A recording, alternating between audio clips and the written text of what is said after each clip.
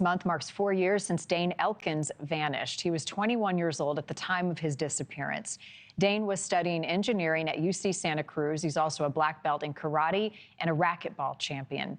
Dane's mom says that she started noticing him change during the pandemic. He became more reclusive and paranoid.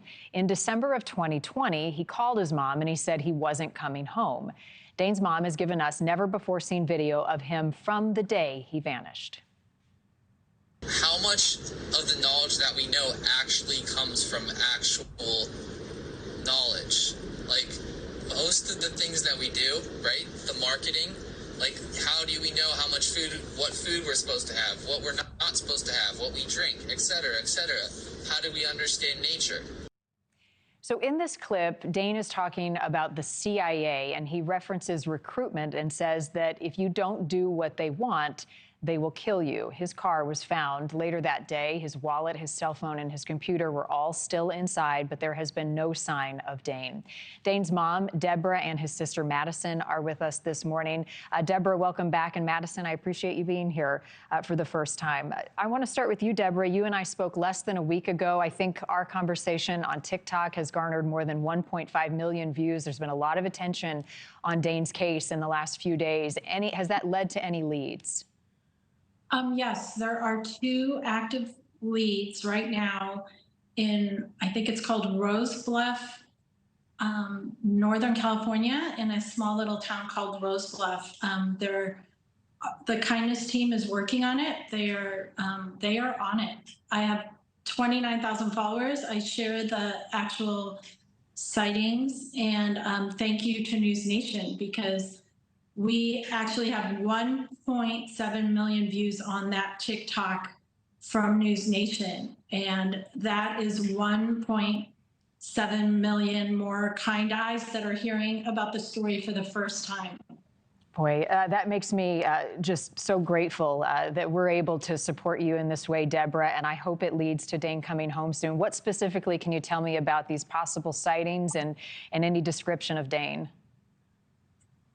So the sightings are, sorry, I'm getting my thoughts together.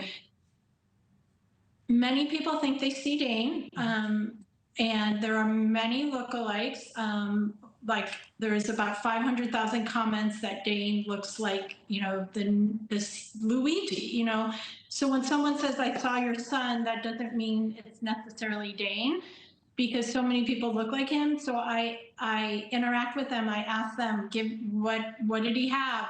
What's the color of his hair, to see if they actually remember the details. So there's nothing they said that makes it him or not. So we're still researching those. Yeah, these cases often take on a life of their own once they go out online, and there is resemblance between the man suspected in the New York killing, Luigi Mangione, but of course you and I have been talking for 4 years since Dane went missing, and it of course has nothing to do with this case. But if it brings more attention to bringing Dane home, listen, I'm all for that. Madison, how are you doing with your brother missing, and now hope that maybe he's out there and closer than ever? It's been really hard for the past 4 years, because Dane's like one of my best friends, and I'm really excited that there's getting more attention on social media, and that more people are hearing about the story, because I feel like there's not enough attention to the story, because there is a lot of missing cases. But I hope that we find him, and I hope that we get the right sighting. And yeah, I just really want to see him again, because I miss him. Yeah, I know you do. Deborah, one of the concerns that you've always had is that if people approach Dane because he's paranoid and he has distrust in the government right now, that it might scare him off even more. What is your advice to people who may see him now, and has that changed at all? So now that it's been 4 years, I really want everybody to get a photo.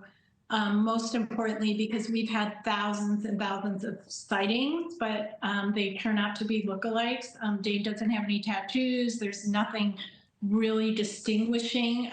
He looks like every other guy. Even people are saying he's the real Luigi. Dane is a good-looking guy. Dane doesn't have anything to identify him, that somebody could be sure. So thank you for watching. Go to newsnationnow.com to find NewsNation on your television provider. And don't forget to click the red subscribe button below to get more of NewsNation's fact-driven, unbiased coverage.